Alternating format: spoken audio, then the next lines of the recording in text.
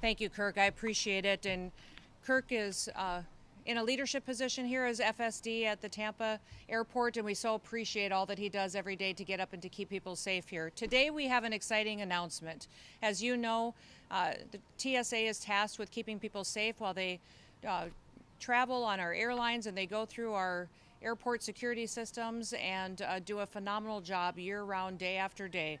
TSA is under the umbrella of the Department of Homeland Security, and over a month ago we had a Democrat shutdown in Washington, D.C. that resulted in all of these individuals behind me and many, many more across the country not receiving their paychecks. The Democrat shutdown was devastating to them financially, to their families, to taking care of those that they love and putting food on the table and roof over their head each and every day. It negatively impacted the lives of millions of Americans, including the hardworking employees at the Transportation Security Administration. So today, we get the opportunity to do something different. Now that the government is open and operating, these individuals behind us, they continue to serve regardless of their situation and to keep people safe even when they weren't getting paid and the government was shut down. Despite those shameful partisan games, our TSA employees showed up every single day and went above and beyond to serve the American people. Now, we've made some exciting announcements at TSA recently.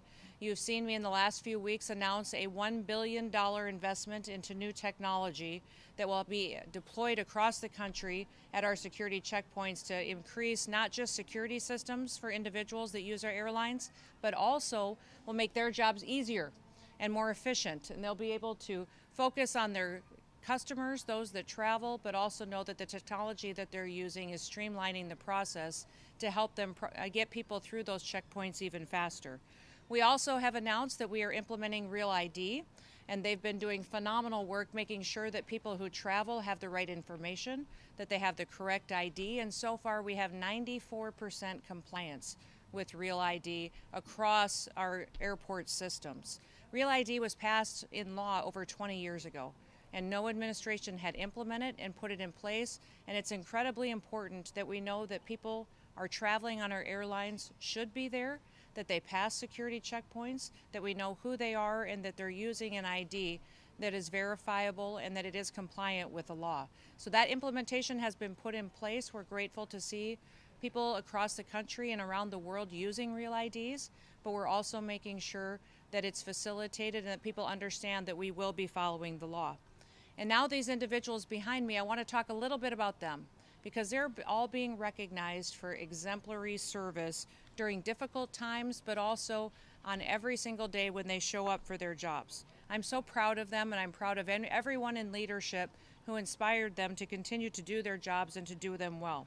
Because of that hard work, I'm here to present each of them that are behind me, and many, many more will also receive the $10,000 bonus checks for doing their jobs and doing it as an example to their fellow employees and colleagues. Some of them will use the dollars to pay off mortgages. Some of them will use it to pay off debts. Many of them maybe will buy an extra Christmas present for a loved one in their life. But they probably will use them for their priorities to make sure they're taking care of their families and their friends. Their stories inspire me every day. That's why we have these press conferences, is so that the American people can truly understand the people that serve at TSA. And I want to talk a little bit about a couple of them before I turn it over to your questions. First, TSO Officer Felice, is that correct? Yes, ma'am. Yes. During the Democrat shutdown, Felice provided care for her disabled husband, continued to take care of her household bills and priorities. And I